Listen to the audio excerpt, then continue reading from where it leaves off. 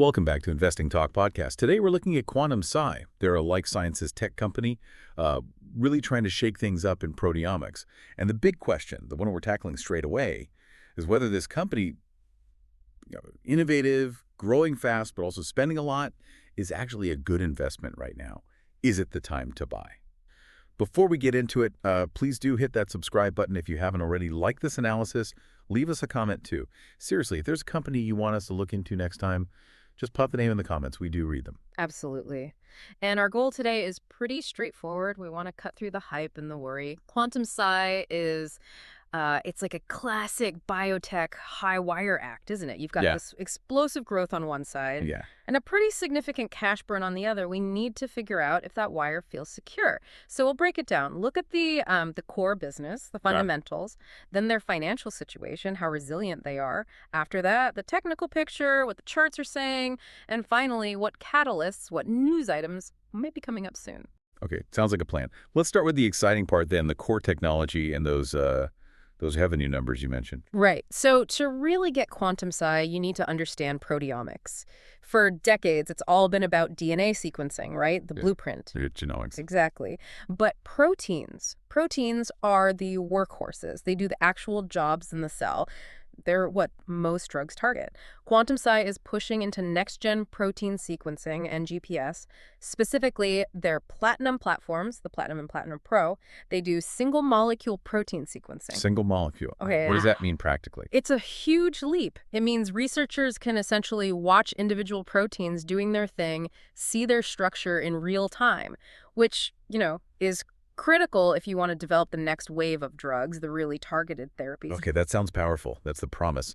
But is the market, actually buying it yet? Because those financials, the sources definitely flag that revenue growth. They are showing some really impressive early traction. Year-over-year revenue jumped, get this, 182.62%. Yeah, from about $1.08 million in 2023 up to $3.06 million in 2024. Okay, 182% sounds fantastic. But let's be real for a second. That's growing from a very small number, right? Right. $1.08 million is, well, it's tiny for a public company. Yeah. Is that real commercial momentum, or is it just, selling a few machines to the first Keen Labs? That's the million-dollar question, isn't it? Or maybe the $100 million question here. But there's another number that helps the gross margin. It's high, 53.2%. Mm-hmm. For a company selling brand new tech, proprietary chemistry, complex machines, getting over 50% gross margin this early, that suggests they've got real pricing power. It means customers are willing to pay up for what Quantum Sci offers. It's not easily copied. Right. If it was easy, the margin would be way lower. Yeah. Okay, so pricing power is good. But now, the flip side, the cash burn. Yep. The profitability paradox, as you called it, it's stark. They are absolutely in heavy investment mode, pouring money into R&D, manufacturing scale-up. The result, trailing 12 months net loss was at negative $106.46 million. Yeah. And that works out to a negative EPS of negative $0.65 per share. But, and this is important context, this is pretty typical for these kinds of high-growth breakthrough biotech firms. You have to spend big early on to build the tech, the team, the sales channels before you hit that big commercial ramp-up. So revolutionary tech, huge growth percentage, but bleeding cash. Which brings us straight to the next critical point. Yeah. How long can they keep this up? Let's talk competition and their financial runway. Okay. Their unique selling point, their advantage, is what they call amino acid level resolution. Think of it like old methods gave you a blurry satellite image of a protein. Quantum Sci is giving you the street view down to the individual building blocks, the amino acids. Okay. Much more detail. Way more detail. And they've apparently wrapped this in streamlined, automated workflows. Plus cloud analysis. That combination is what makes them different from the big DNA sequencing guys trying to pivot. So they've got a tech edge, but like we said, if you're burning cash that fast, the balance sheet is king. Does the money situation back up that first mover advantage? This is probably the most stabilizing part of the story right now. Their market cap is around $285.5 million. But the key thing, the really crucial development, was a recent $50 million direct offering. They successfully raised that cash. $50 million, okay. And the significance is huge. According to the commentary we've seen, this strengthens their cash runway significantly.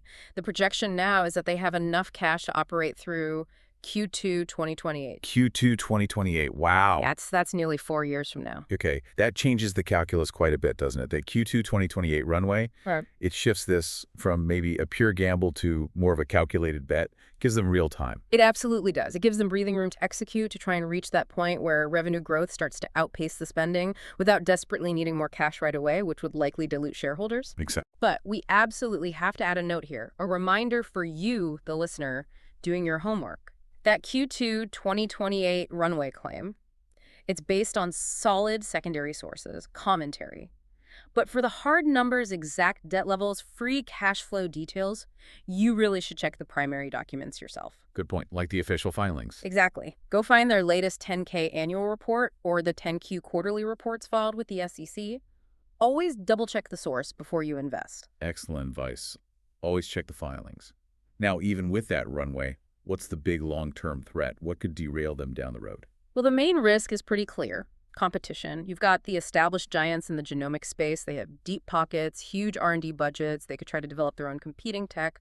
Or maybe a well-funded startup comes along. Or they could just try to buy someone smaller. Right, so quantum sci needs to keep innovating fast. Exactly. They have a lead now, they have proprietary stuff, but they need to execute relentlessly to stay ahead. First mover advantage only lasts if you keep moving first. Which is a perfect segue into what the market thinks right now. Because the stock price, the technicals, should reflect some of that risk and reward. And lately, it seems investors are feeling optimistic. They definitely are, looking at the recent action. Now, this stock has been, well, volatile, putting it mildly. Right. The 52-week range tells the story. It's been as low as about 61 cents and as high as $5.77. That's a huge swing. Yeah, definitely not for the faint of heart. No. It shows how sensitive these early-stage biotechs are to any news, good or bad. But the recent trend has been positive. Right, that surge you mentioned, it jumped 8.12% just on October 3rd, 2025, closed at $1.67. What are the key technical levels, like the moving averages, saying? The technical picture looks pretty bullish right now. The price is trading above two key levels. First, the 50-day simple moving average, which is around $1.32. That's sort of your short-term trend indicator. Okay. More importantly, it's also above the 200-day simple moving average, which is currently at $1.62. And trading above the 200-day is generally seen as a sign of long-term strength, right? It's a classic signal, yeah. Suggests the longer-term trend is turning positive or staying positive. So momentum looks good, but is it maybe too good? Is the stock getting overbought here, due for a pullback? Actually, momentum looks pretty neutral right now, which could be seen as healthy. The 14-day RSI, the Relative Strength Index, is sitting right around 50.08. Yeah, so middle of the road. Exactly. Usually above 70 is considered overbought, below 30 is oversold. At 50, it's suggesting there's potentially room to run higher if there's good news without being stretched. Looking at levels, technicians might see support, sort of a floor, around the $1.30 to $1.35 area, and resistance, a potential ceiling in the near term, maybe $1.70 to $1.80. Okay, so technicals are pointing up. And when that happens, analysts often follow suit. What's the Wall Street consensus here? It's pretty striking. The sentiment is overwhelmingly positive. The sources we looked at show 3 analysts covering the stock, and all 3 rate it a strong buy. Wow, unanimous strong buys. That's pretty clear. It is, and that confidence translates into some, let's say, optimistic price targets. How optimistic are we talking? The average 12-month price target from those analysts is $2.38. $2.38, compared to the recent close around $1.67. Yeah, that implies potential upside of roughly 68.79% over the next year, according to them. Nearly 70%. That's a big call. It certainly is. It shows a strong belief in their ability to scale up commercially. Oh, and there's another little sign, maybe more subtle. What's that? They've been granting restricted stock units, RSUs, to new employees. That's a common way for tech and biotech companies to attract talent. It signals some internal confidence in the future stock price. Right, tying compensation to future success. Okay, so the backdrop looks pretty good. Tech-led, runway, bullish signals. Let's focus on the near term. What could actually move the needle, move the stock price in the next, say, 3 months? Well, that recent 8% pop, that seemed directly tied to a product launch back in September 2025, the V4 sequencing kit. That likely got investors refocused on their pipeline execution. Okay, so product news matters. Looking ahead then, what are the key things for investors to watch in this final quarter? Okay, three main things jump out. First, obviously, the next earnings report. Expected sometime late October, maybe around November 11th, 2025. And investors won't just look at the revenue growth percentage. They'll want to see continued acceleration, yes, but also, critically, any signs that the cash burn is starting to slow down, any hints of improving efficiency. Got it. Earnings are key. What else? Second, another product launch. They've scheduled the V3 library preparation kit for November. Library prep.